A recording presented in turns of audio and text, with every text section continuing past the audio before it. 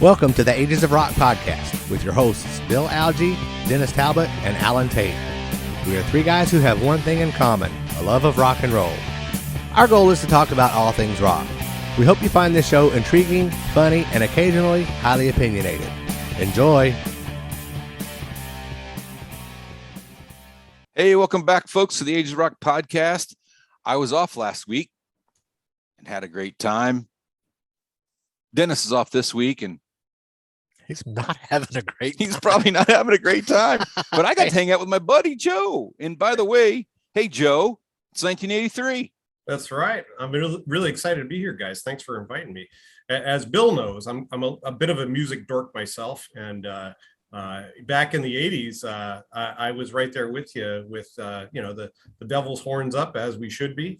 And, you gave me a great list. I'm really looking forward to digging into that and seeing where we rank. In fact, I'm going to offer up, I'm going to put my money where my mouth is.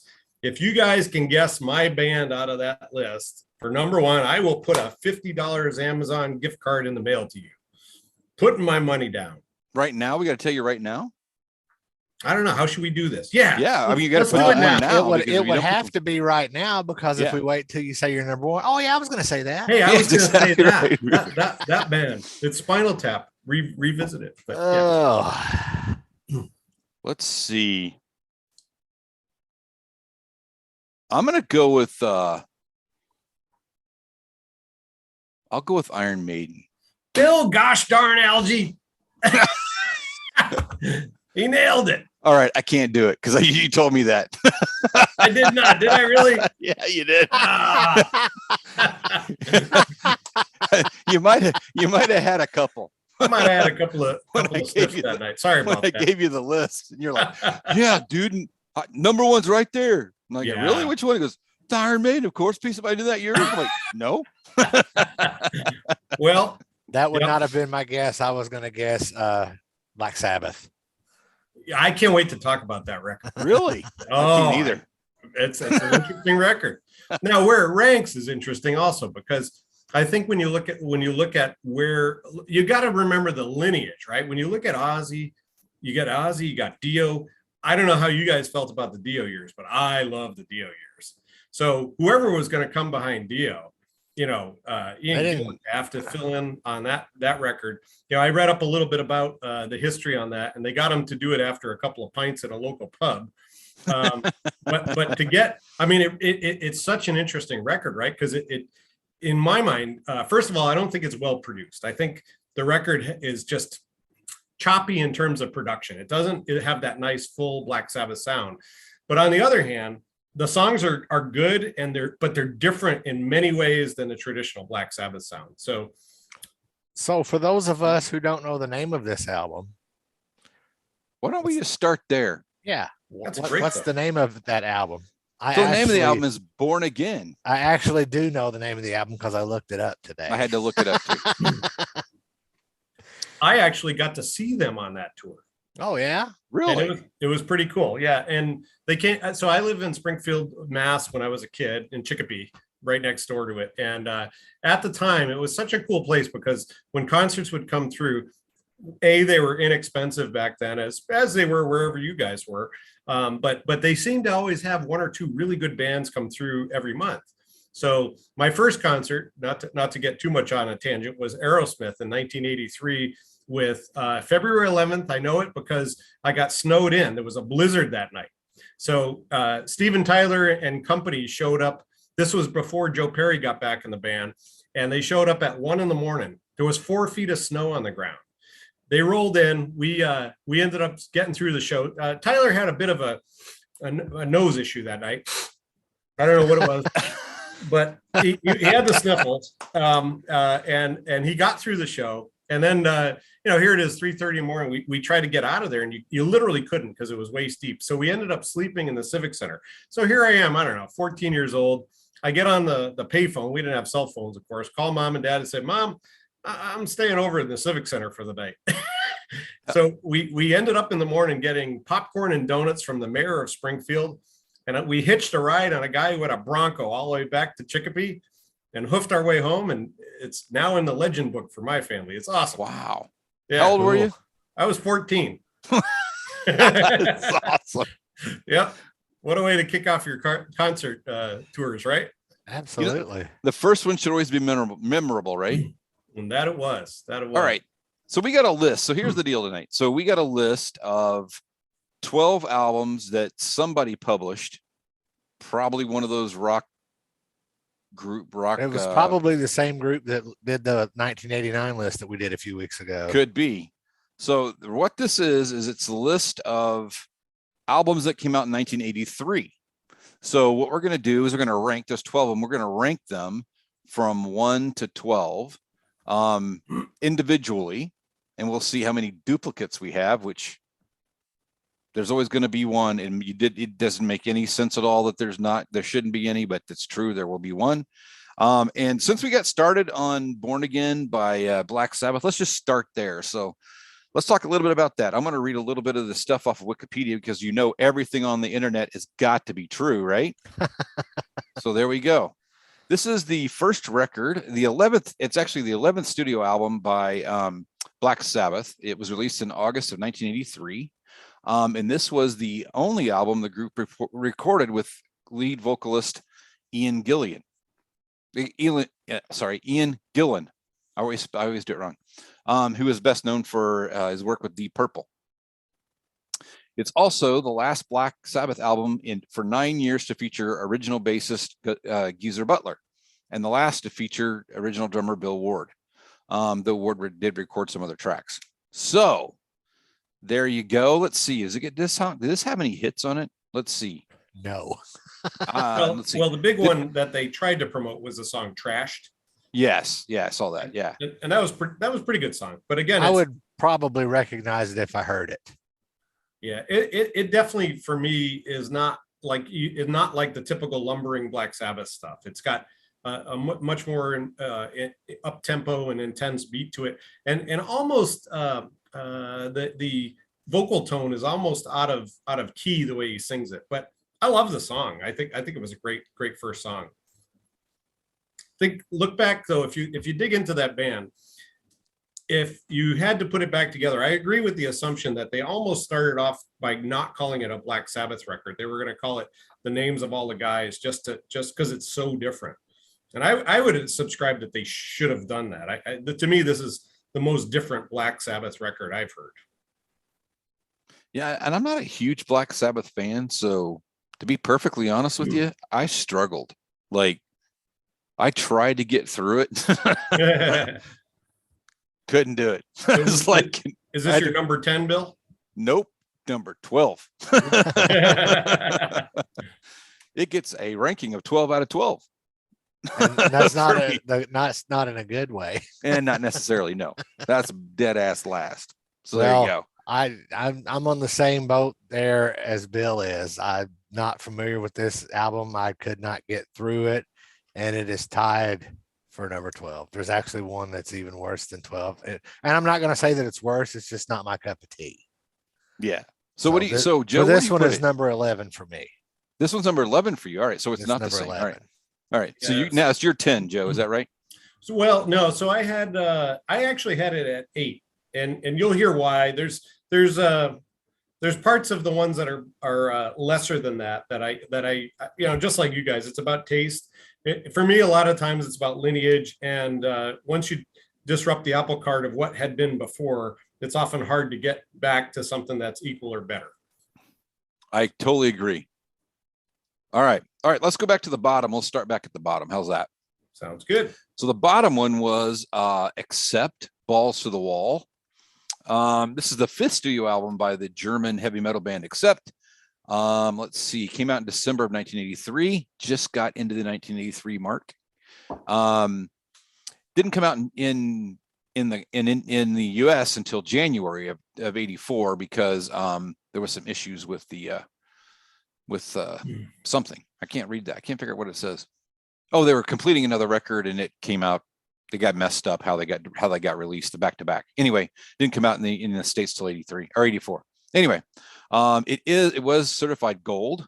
And it does have a track on there that almost everybody in the country knows, I would think, which is the title track, Balls to the Wall. So, Joe, what are your thoughts about this one, and where do you rank it? Well, interestingly, I put that one at 11. And I feel the same way you do, Bill. The band never did much for me. I saw them open up for Judas Priest right around that era because they were touring on that album. But besides that, Udo is not my favorite kind of a singer. He was a short, little, chunky dude. Just didn't feel real heavy metal to me, But the rest of the record, it was kind of pablum, a lot of similar sounding stuff to me. Okay. You gave it 11, right? I did. Okay. What do you got, Alan? For me, it was number 8. Obviously, Balls to the Wall. Everybody knows that song. And if you don't, what kind of rock have you been living under for the last 40 years? That also has the song Love Child. And there's one more song on there. As Fast as a Shark on that one? Yes.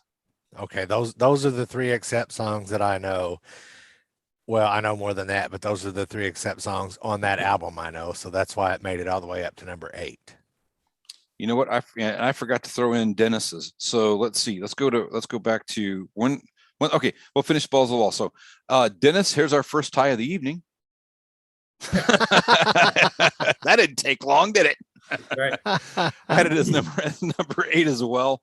I did see them on the Judas Priest tour. I saw them open for, I had 3 or 4 other people as well. I mean, they opened and reopened and a bunch, but I always liked them. I liked the Metal Heart record after that. So big Dio fan, yes, but a big Accept fan. So let's see, where did Dennis rank this? He ranked it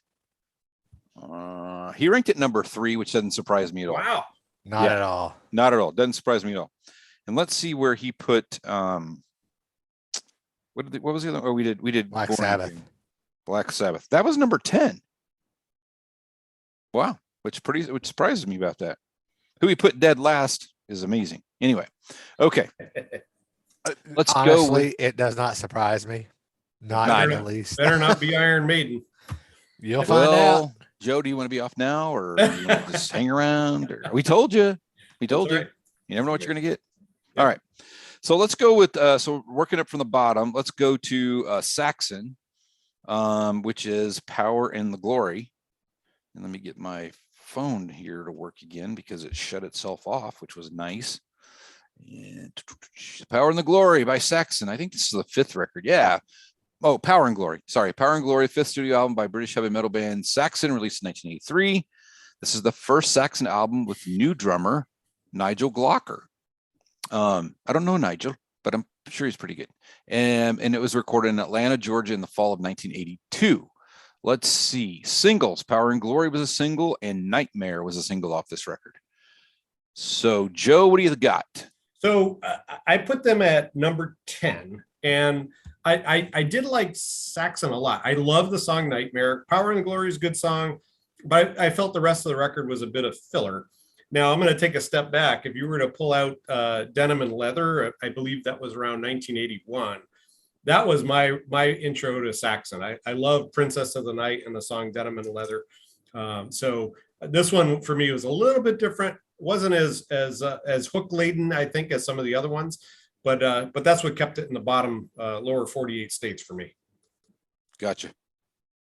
What do you got, Alan? Well, I'm going to go ahead and apologize to my buddy Bob right now because he is a diehard Saxon fan, and they are number 12 on my list. Oh, that's the 12. That's the number 12 for me. All right. Even the Denim and Leather, there's nothing on there that really does anything for me. I just never got into these guys. I'm sure they're all nice guys, and I'd have a pint with them if we ever ran into each other, but sorry. Yep. All right, so Dennis, it looks like Dennis got them in at 9, which surprises me because he liked Saxon, so I'm surprised they ended up that far down the list. But this was a tough list. After you get, for me at least, after you get past the bottom few, then it got really hard. It's like, oh shit, I got to make a decision. So I had this record at number 11. So we swapped spots there, Mr. Tate. There you go.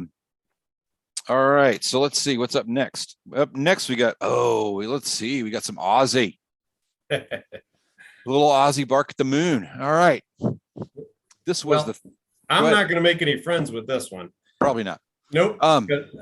But for me, this was not a great record. I put this as my number 12. I just didn't like the songs on the record. J.K. Lee, he wrote some great stuff, and we know there's some saga there about him not getting credits and paid and yada yada. But I think transitioning from where Ozzy was to this record, no matter who that was going to be a tough transition. And except for the song "Bark at the Moon," I like Spiders, but a lot of it I could kind of give or take. Let me tell you a little bit about that album. Get back over here. All right. Third studio album, released November 15th, 1983. This is interesting. So you'll like this, Joe. The album marks Ozzy's change to a synth-infused pop metal sound with both its sonic production and its Ozzy imaging. It was a commercial success, peaked at number 19 on the album chart. I think that's the first time we can talk about peaking on an album chart for any of these records. And it did sell 3 million copies eventually. So there you go. All right. So Joe put it as a 12, right, Joe? I did. All right. What do you got it, Alan? I put it at number 3. Ooh. Even though this was not my introduction to Ozzy, I mean, everybody already knows The Ultimate Sin is my favorite Ozzy album, and J.K. Lee is my favorite Ozzy era guitar player, much to the dismay of all of the Randy Rhoads fans. So for me, I marked it as number 6. So it was kind of in the middle of the pack for me. It was like, well, it wasn't kind of in the middle of the pack. It was right in the middle of the pack. Is where it ended up for me. So let's see what Dennis said. I think Dennis said 7. Dennis said number 7. So there we go. No repeats on that one. All right. Working up the chain. Let's see. We skipped Born Again, didn't we? Because we did it first. Got that shit show out of the way. Got that out of the way. All right. Let's talk about a little record by a band called Iron Maiden. All right. So this is the 4th studio record by Iron Maiden. Came out on May 16th, 1983.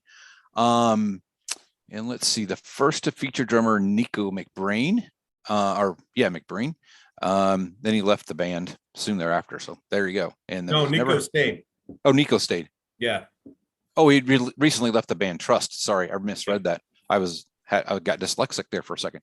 Well, it's a good thing that we've got Joe here to correct you. I know, and it's nice to have somebody. Yeah, comments. Yeah. Otherwise, we just don't have a clue, right? That's just how it works for us. So I'm looking to see how many records this thing sold. It had to sell a shit ton of records. Oh, here we go. Here's some charts. Charted at let's see, where did it chart in the U.S.? U.S. Billboard charted at 14.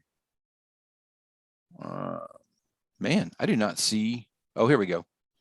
Certifications is 2 times platinum in Canada. It is platinum in the States, but not as much as I thought it would be. I'm surprised by that, to be honest.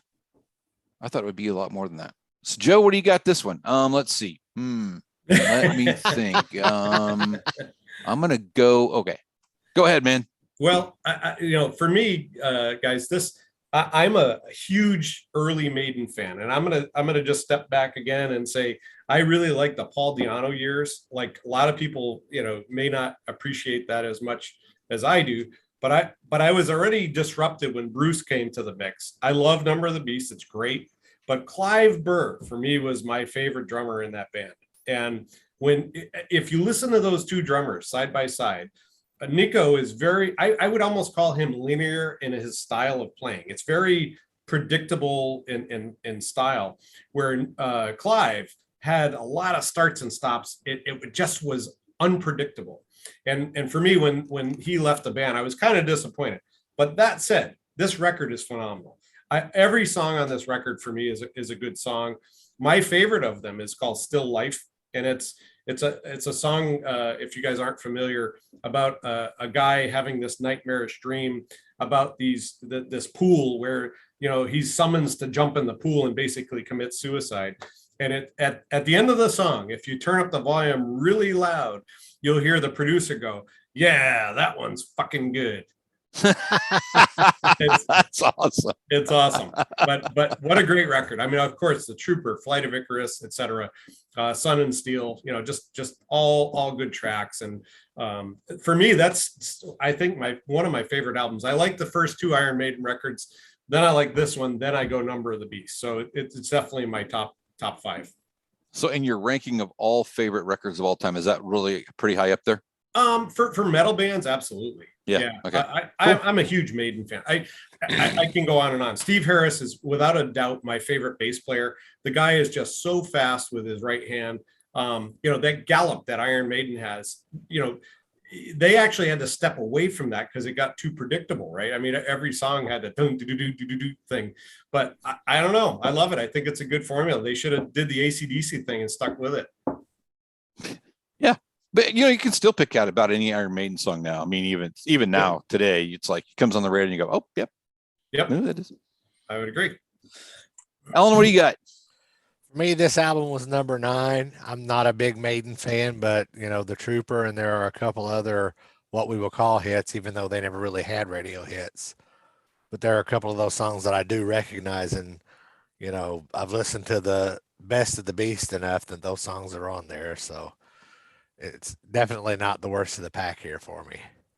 Yeah, for sure. But this is where, for me, things started getting kind of murky because I'm like, okay, now we're separating stuff by like inches. I do like this record a lot. I did get to see Iron Maiden once, long time ago. Actually, it was on this tour, which was pretty cool. I drug my wife to that, and to this day, she says she will never see them again. And she really. No, yeah, will not. Yeah, and I think did maybe Accept open for them on this show tour? Maybe. Well, I got a little Kiss nostalgia for something like that. I actually saw Ace Frehley open for them on, I want to say it was the Power Slave tour. Ace got through 3 songs, but he was so shit-faced. No, you must be mistaken. Oh yeah, it was him. They had to aid him off stage. But I was a little disappointed, of course, because we all love Ace, right? I mean, yeah, we love sober Ace. Yep. We like him better that way. Anyway, so this, for me, this came out to be number 7. And for our buddy Dennis, he pulled us in at number 2. Attaboy. And he is he is a Maiden fan, so I'm not surprised by that at all. Big Maiden. Actually, didn't he go like last year or the year before? Something like that. He went recently, I think. He might have went to the same show that I went to up at Ruoff. Yeah, I didn't go to that show. That was either the summer of 2018 or the summer of 2019. Yeah.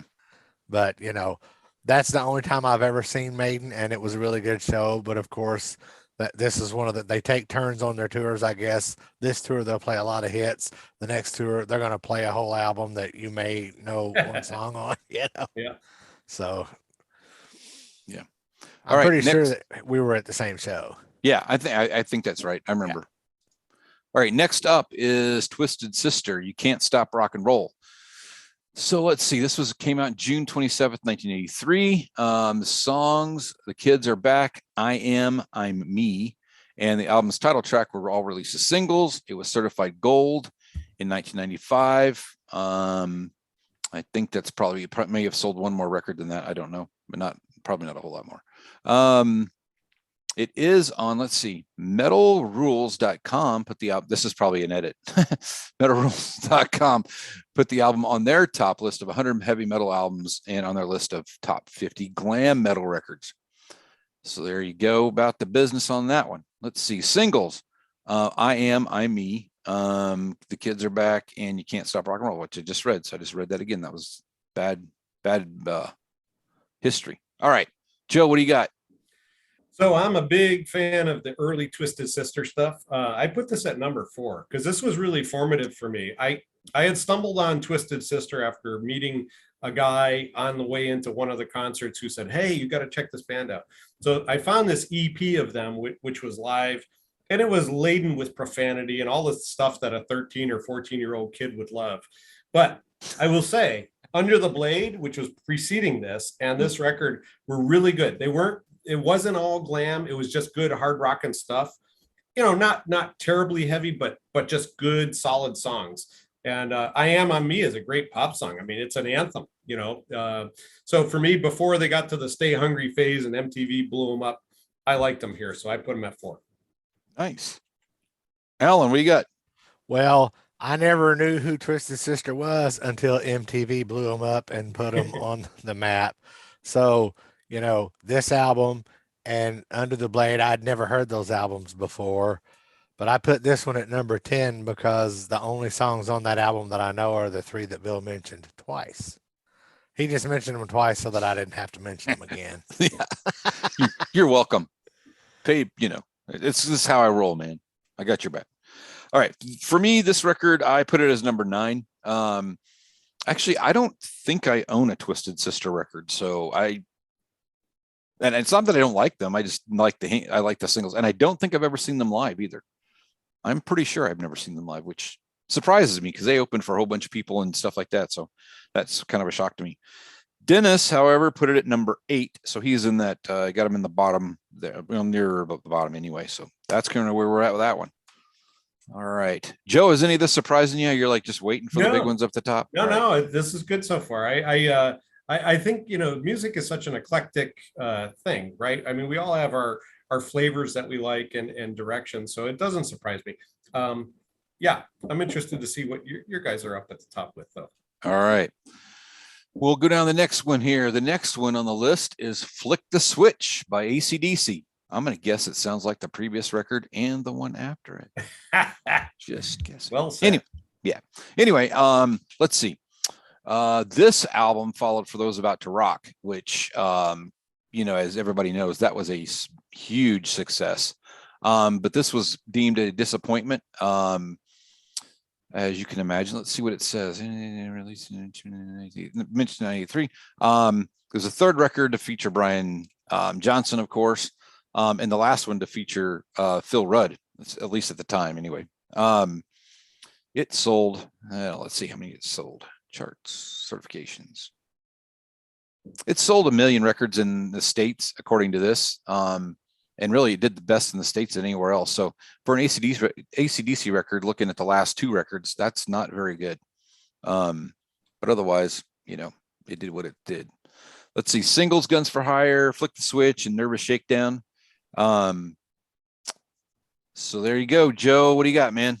Yeah, so I put this one at number 9, and you kind of said it well, that it sounds like the one before and the one after. For me, it just doesn't have legs, For Those About to Rock had great songs, anthems that just sucked you in. I mean, to this day, when you hear For Those About to Rock, you got to listen to it. It's like watching Goodfellas. You're going to watch it. If it's on TV, you're going to watch Goodfellas, right? But Flick of the Switch just didn't work for me. So it just seemed too consistent with their sound, but didn't have the hooks of other predecessor records. Yep. Yeah. Alan. For me, I rank this one at number 6, and we're getting to the point now to where it was starting to become more difficult for me to decide where to rank these albums, because they're getting to where I like all the albums, but something on this one stands out a little better than something on this one, And for the AC/DC, the Nervous Shakedown, the Flick of the Switch, and there was another song that you mentioned earlier that I remember that one as well. But the opposite of Bill, I guess, and the opposite of you, I kind of like the fact that AC/DC, you're going to get the same sound. When I go to McDonald's, I want my quarter pounder with cheese to taste the same every time I go.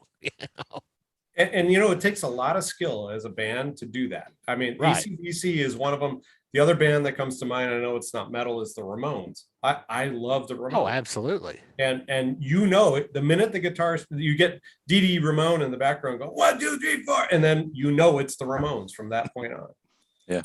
Actually, I don't mind that with AC/DC. I just didn't think this record was nearly as good as what came before it, for sure. Well, you And know, when you have really 3 smash records in a row, it's hard. at some point you're going to have to go over the top of that hill. Yeah. So, Yeah.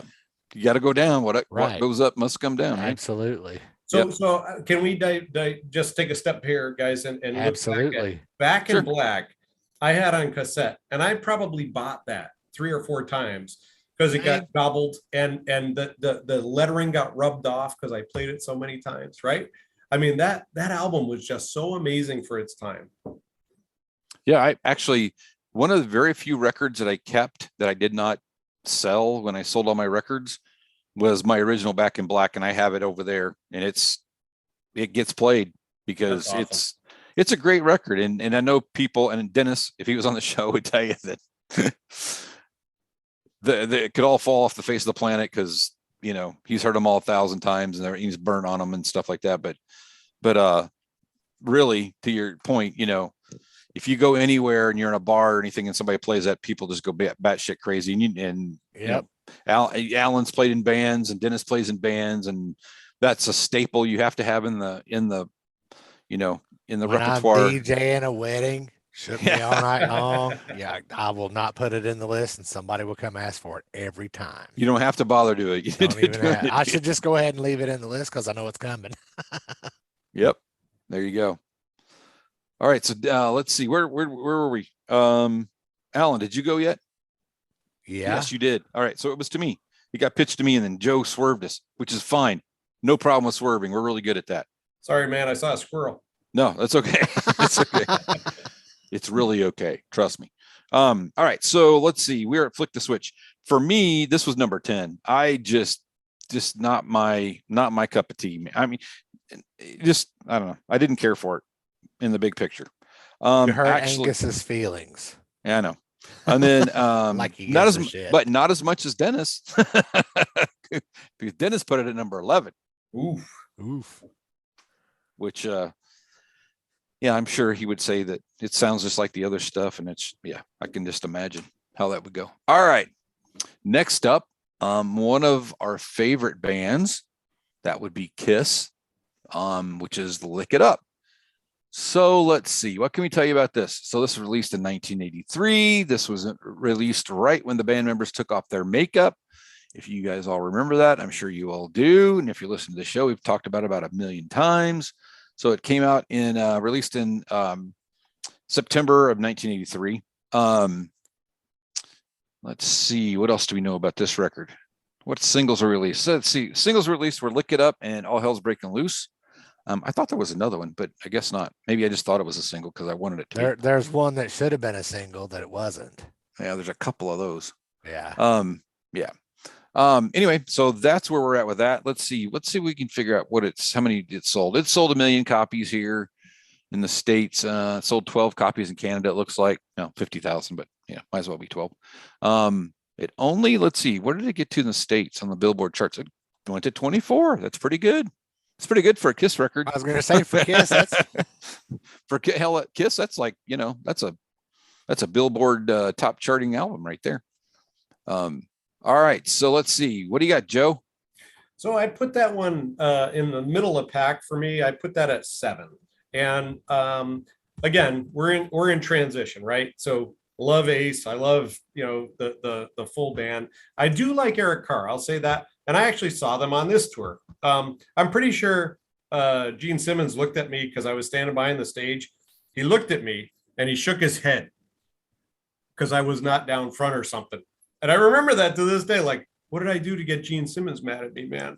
But that said, the songs on the record, even though I gave it a 7, are way heavier than I remembered. As I was kind of prepping for the show, there's some really good songs on that.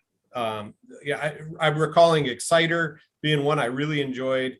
Give Me More. Again, just really good rock songs, and they're heavier than I remember. Because remember, we have to put ourselves back in the day. There was so much metal and hard rock, and everything kind of felt and sounded the same. But there was really some standout stuff in that record. Now that I kind of reflect on it, for sure. What do you got, Alan? If you will recall, I'm sure it says it in the Wikipedia article, Rick Derringer of Rock and Roll Hoochie Coo fame did the lead guitar part in Exciter. There It you was go. not Vinnie Vincent. That is what it says. That is what it says.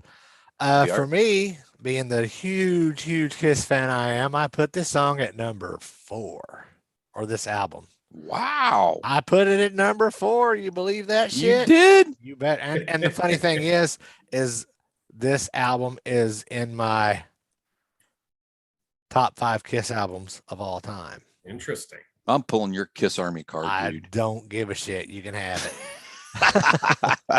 No, for me, Lick It Up was released as a single. All Hell's Breaking Loose was released as a single.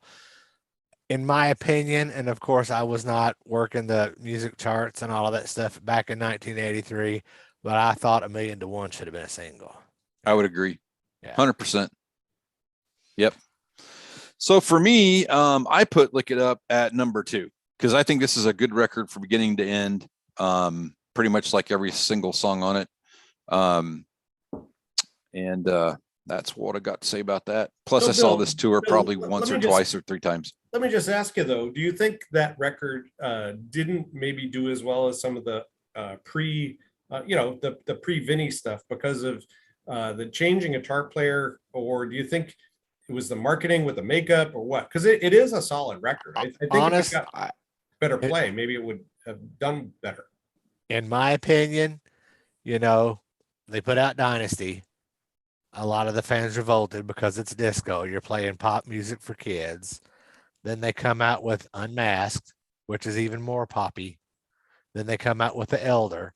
And even though that song is in my top 5 Kiss albums, I understand why Bill doesn't like the album. So then they come in with Creatures of the Night, and by that time, the Kiss Army's gone. So they take off the makeup, they make an album that's just as good as Creatures of the Night, because even though Vinnie Vincent did not save Kiss, Vinnie Vincent sure as hell helped him. Helped write songs for the Creatures of the Night album. He helped write songs for the Lick It Up album. Both musically, to me anyway, are solid albums. But the Kiss Army had disappeared. And especially when they took the makeup off, the mystique is gone, the mystery is out. Fuck those guys. Yeah, I would agree. I mean, when I look at this list though of tracks, every single song on here is a really good song. But to Alan's point, they had just decided to erode. They made decisions that just eroded the fan base. And I mean, I remember going to this show. I bet there weren't 5,000 people in the stadium, if there was that, and it was sad to see. But it's a great record. I love hearing this. I mean, I love hearing these things. I really wish on this end of the road tour they would throw a few more of these in there. That would be great. But we're never going to see that, so don't have to worry about it because they can only play 18 songs that are all the same that they played for the last 25 years. Anyway, but for me, this was number 2 because this is absolutely one of my favorite records. It is definitely in my top 5 for sure. In the top 5, probably number 5, maybe 4. For Dennis, this ranked number 12. Wow. Which I find to be really odd. Not for me. I'm not at all surprised. I mean, how many times has he said that the 80s Kiss did absolutely nothing for him? Yeah, I know, but I remember listening to this with him a lot. That's why it's like, okay. All right, Dennis, Bill has busted your balls. I think he's full of crap. Anyway, there you go. So there we are. Let's see. Where are we at now on the list? We're at today. Now we're up to a little Quiet Riot Metal Health.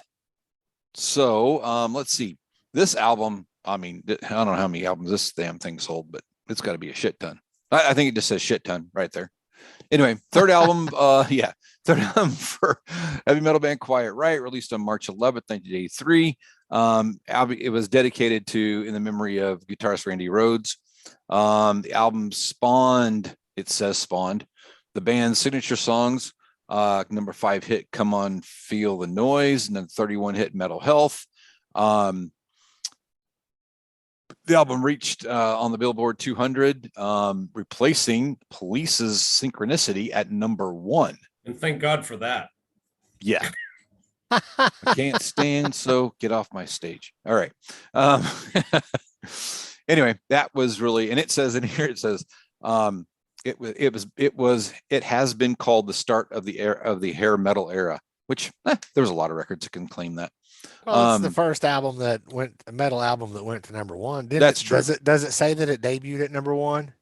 I don't think it says that it debuted at number 1. I thought at one time I had heard that, but no one on the internet is ever wrong. Well, that's why I said this is only as good as the bullshit stuff that people post on here. So there you go. The album did sell more than 10 million copies worldwide. So I mean, it sold a shit ton. Yeah, it says it's the first ever heavy metal record to reach the top spot on the Billboard 200. It didn't say though it debuted there. So who knows? It might have. I don't know. So let's see. Singles were "Come On, Feel the Noise" and "Metal Health." And this record is just chocked full of interesting stuff. That's for sure. So let's see. What do you got, Joe? Well, I put this one, Bill, at number 2 because of its impact to the music scene. And, if you dig into the history on the Sunset Strip in LA, this really was a breakout record for that whole scene. Yeah, it's a little glam. It's got Rudy Sarzo on bass, one of my favorite bass players. Carlos Cavazo does a fabulous job playing lead. And the pairing that I saw these guys on back in, 83, 84 was these guys opening for Loverboy. You can imagine how that show went. I was loving Quiet Riot, but then I'm like, wow, that's kind of like a letdown. But I think it's a great record. I like all the hits, of course, and then I like Slick Black Cadillac is another great song on that record. Yep. But for me, I think Carlos is unfortunately, a very underrated guitar player. Obviously he went on and played with Rat and some other people, but really a monster guitar player. And I just love the record. And so I put it up at number 2. Cool. For me, this one is number 5. To me, there's not a stinker on this album. This is the quote unquote classic Quiet Riot lineup. I got to see these guys in a country bar in Colorado Springs in like 1993 or 94. That's awesome. Which in itself was kind of entertaining because, I couldn't at the time fathom that a band that was that big was playing in a club that didn't even hold 200 people. Wow. I couldn't get past that. But this Quiet Riot album is in probably my top 10 hard rock and heavy metal song or albums of all time. And Thunderbird, my God, that's such a great song. What a great tribute to Randy Rhoads. Yeah, for me, this is a great record. I did see this tour. I think it was Quiet Riot, Survivor, and Girls School or something like that. Lord, what a lineup. I think that was the lineup. That's if I'm not mistaken. That was a triple bill, or Theater of Pain from Motley Crue was a triple bill. I think it was this one. Maybe both of them were, but I can't remember. This one was. I know that I saw that. I remember seeing them. I have the ticket somewhere. It was a good show for me. Mental Health is number 4. Again, like you said, we get this close now. It's really hard to differentiate, which one's which. But great record through and through. And Slick Black Cadillac. Just the beginning of that song when it even starts, you just crank that shit. As loud as it'll go. Awesome. And I think Alan, let's see, Dennis, where did Dennis put this? Dennis put this at number 6.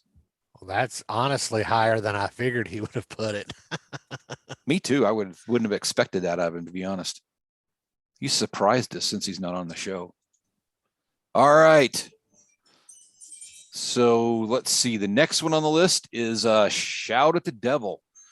Let's see, what's that band called? Motley Crue. Yeah, so it's a band, Motley Crue. This is a second studio record, put out September 26, 1983.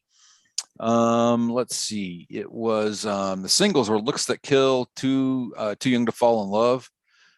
Had to sell eventually a shit ton of records. Yeah, eventually sold 4 million records. And as we all know, they went on to having a couple of hits. I don't know. sold a couple of records. Actually, the record did go to 17. That was as high its peak position, which surprised me. I thought it was a little bit higher than that, but it wasn't. And I think some of these records for them probably didn't sell till after you get to the next record, and then people are going back and buying the other records.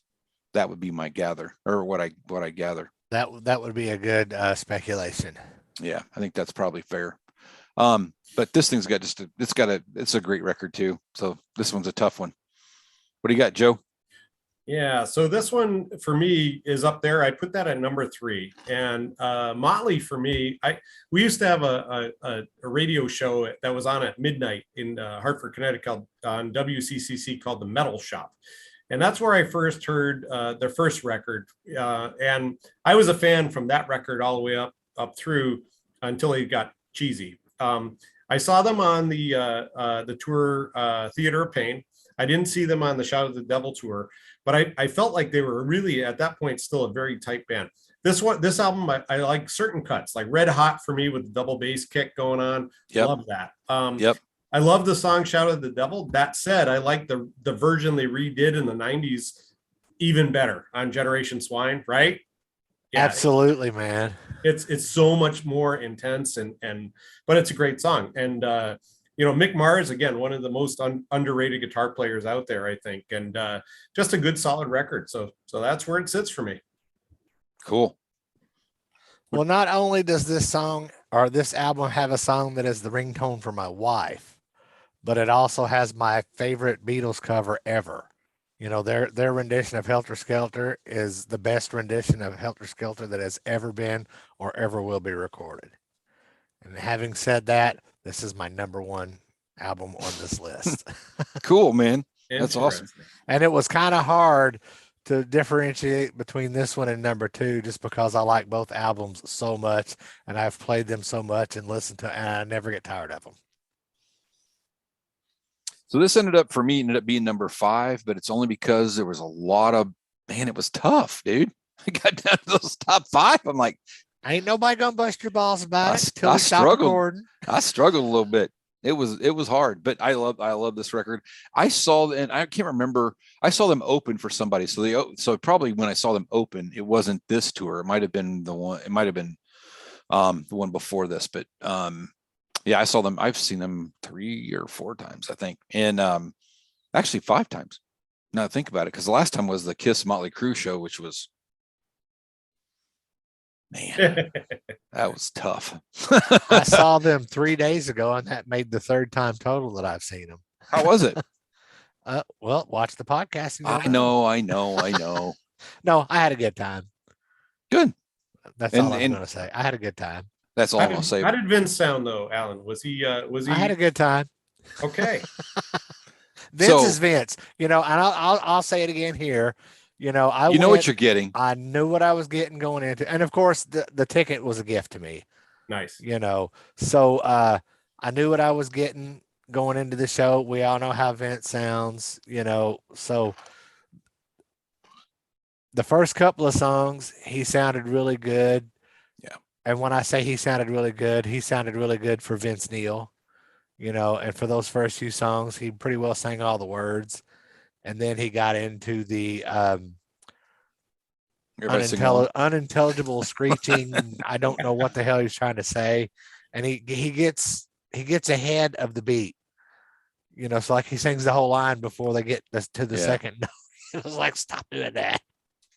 And he even has a teleprompter now. So, dude, the words are right there. If you're not standing in front of the teleprompter, it doesn't matter.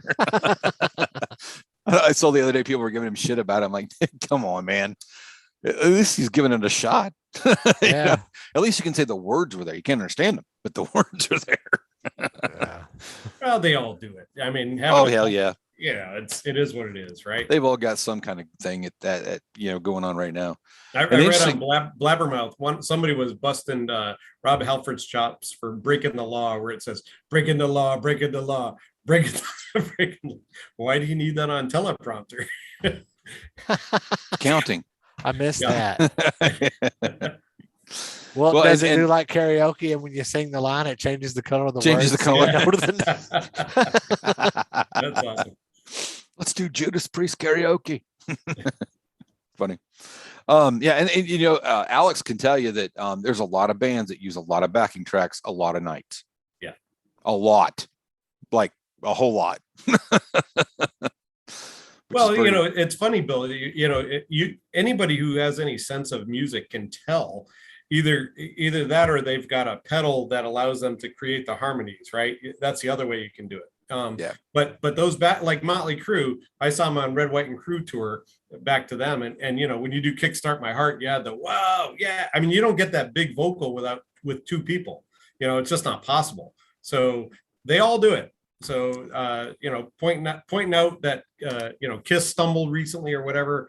It is what it is. They're all there. Yep, they are. Yep. That's for sure. So what you got, Bill? So I have this record at number 5. I do like the record, but it came in at number 5. And Dennis has this record at number.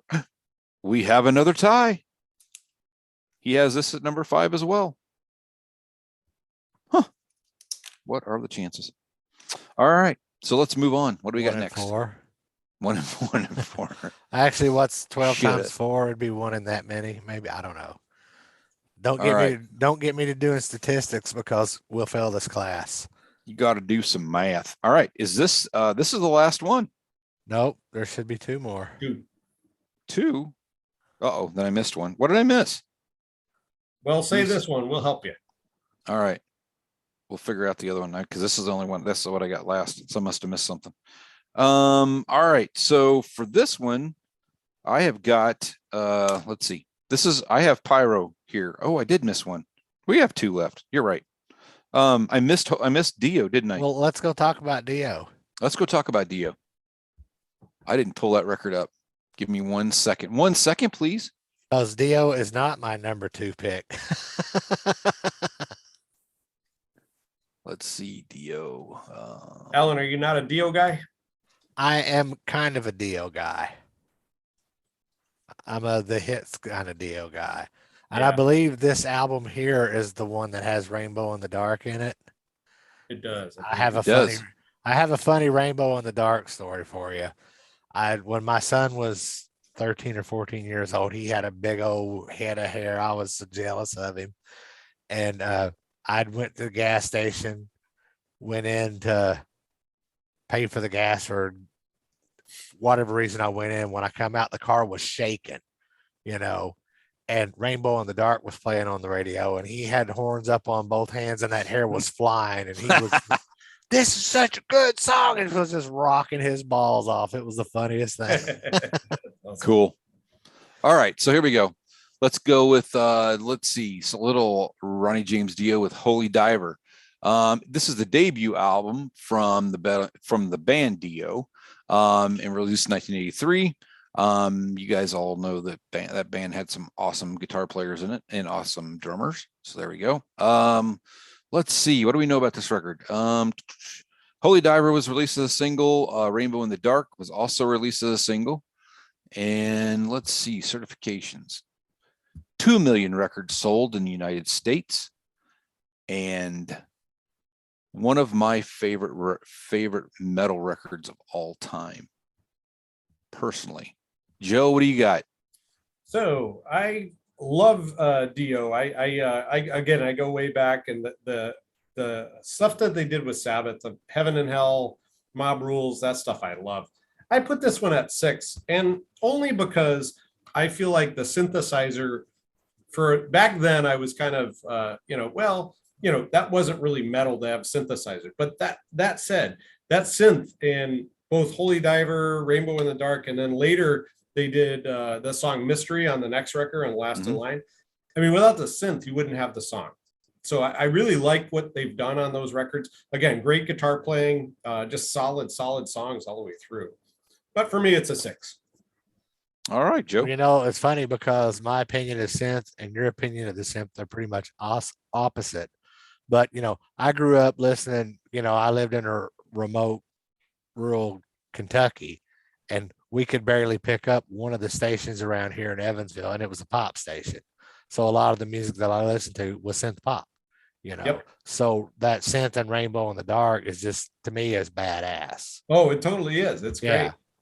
But when you get to the top 6 or 7 albums, it's hard to start getting them where you want them. And Dio fell, Dio probably should have fell above AC/DC, but I put it at 7 instead of at 6. This is below AC/DC? It is below AC/DC. They're number 6 for me. Wow. Huh. Who knew? I will make you listen to The Elder. No, I'll take it. I got no. Hail to the no. This has the coolest album cover of any of these records. Yeah, I have friends that have bought albums just because of the album cover, and I have never bought an album because of it. And if anything else, looking at that album cover, I wouldn't have bought it just because of the album cover. Same with Nazareth's Hair of the Dog. I would have never bought that album just because of the album cover, and that album was fantastic. Yeah, yeah. But that's anyway. Funny. That could be a seed for another show, gentlemen. Is here's 12 albums picked by their badass cover. There you go. There you go. I'll give Bill my login and he can record this episode. And Alan will have one album covers I wouldn't have bought. That's a good twist. There you go. All right. So for me, this is my number 1 record. I love this record front to back, every single song on it. I think I have 3 versions of the LP. I think I have the cassette still, and I have a CD. And I did see this tour. So, yeah, it was ridiculous. So yeah, one of my favorite records for sure. Bill, did you get to see the Heaven and Hell tour when they did that? I did not see that. No. How about you, Alan? Did you? No, my first concert wasn't until 87. My mom was a bitch. Well, no, they did the Heaven and Hell thing was when they regrouped. Basically, they couldn't call themselves Black Sabbath. And I forget, I saw them in 2000 something. But I will say Ronnie Dio had matured and he was without a doubt one of the classiest frontman I've heard on stage, and still had that great voice all the way to the end. Just such a powerhouse. Oh yeah. Sure. Didn't he turn? Would he turned 80 like last week? Yeah. Yeah. Yeah. Incredible. And guess what? This is where we have a tie too, I think, because I think our buddy Dennis had this at number 1 as well. Look at that. Huh. Go figure. All right, now we have 1 record left. Does that sound right to you guys? That is correct. Okay, and we didn't say this till last for any reason other than the fact that it was listed first on the paper, so we just kind of did it randomly. Anyway, a little record you might have heard of. Some people would say they were sick and tired of hearing this record too, but it's a great record, just kind of the way it is. So this is Def Leppard's Pyromania, 3rd record released by the band. Came out on January 20th, 1983. It was the first record to feature Phil Collen, who, I don't know, he's hung around a little bit, or forever, right? Produced by Robert Mutt Lang, which produced like every Def Leppard record for quite a while, and then they went away. I'm not sure what happened. Let's see. It debuted at number 2. No, it charted at number 2. Sorry about that. I can't believe it didn't chart higher than that. And then it's sold over. Think about what year it came out. Yeah, there was a lot of stuff out there. Michael Jackson pretty much dominated 1983. Yeah. So it sold over 10 million copies in the US. So it's sold 1 or 2. It's had like every single song on there has been a hit, I think, or mostly anyway. So the singles that came off there were Photograph, Rock of Ages, Foolin', and Too Late for Love. Anything else on here that's interesting? The drummer still had 2 arms. Drummer still had 2 arms. Yeah. That'll probably get us in trouble somewhere. A lot of care. It didn't go. It says here that that's the singles. So all right, cool. All right, where you got there, Joe? So for me, I put it in the middle of the pack. I got this at number 5. Why? Well, you had a predecessor record, High and Dry, which for me was a great rock record. I just thought it had much more blistering guitar. It was way more raw than this, not as polished. But this is a good album. I mean, it had its place when it came out. I mean, I don't think you could turn on the radio or MTV without hearing Photograph, right? I mean, it was everywhere. To a Big point, album. it's still that way. Yep.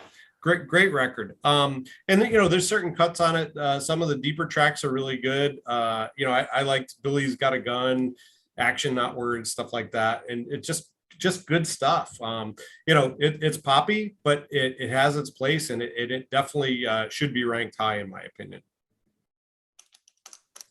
Well, the only number left on my list is number 2. This to opposite of your point, you liked High and Dry. I don't know how you felt about the first album. If you saw our episode, you already know how we felt about the Def Leppard debut album. But a lot of my friends pretty much stopped liking Def Leppard when Pyromania came out because it was too polished.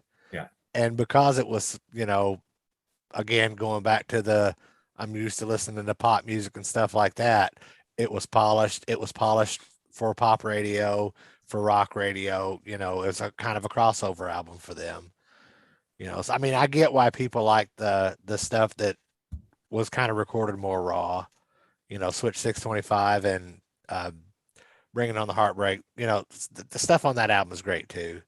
But this album does not have I would not hit the skip button at all on this album.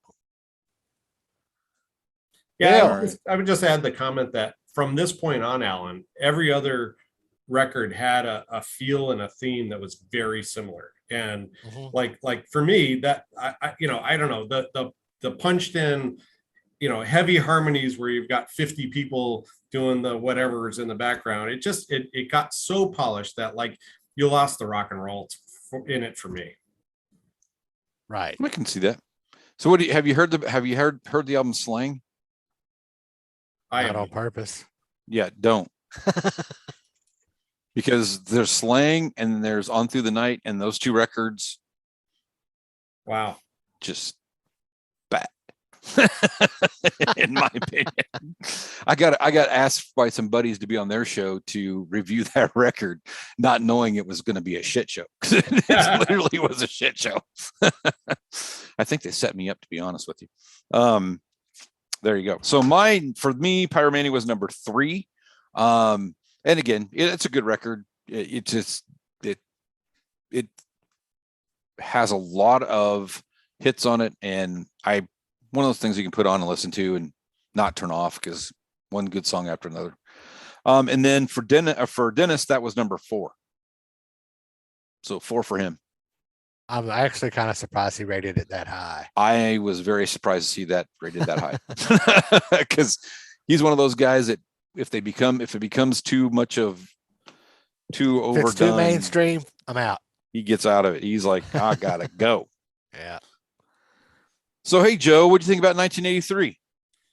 Well, it was a good year from what I remember of it. I had a lot of fun doing this tonight, guys. So thank you for inviting me. It brought back a lot of memories. And Bill, as I told you by text, it was so fun to just kind of drop into some of these albums and kind of refresh your memories, because you forget, and you move away from this stuff and you go, oh my God, that was such good music. Right. And I will just say that 1983 was a lot better than what we have going on the radio today, in my opinion. So cheers to 1983. There's some good records out there. You just got to go find them. They're not on the radio, though. They're not on the radio, though. That's right. I'm pretty sure that's what Joe's point was. Yeah. Yep. Unfortunately, that's true. They may be on A to Z radio, though. They are probably on A to Z radio. In case you didn't know about A to Z radio. Yep, there's all kind of new shit on there. Yes, sir. All right, I think that about does it for us tonight. Yep. Thank you all for tuning in to another episode of the Ages of Idiot Rock podcast. Visit us on agesofrock.com. Check out our past episodes and social media links. And until next time, y'all peace out.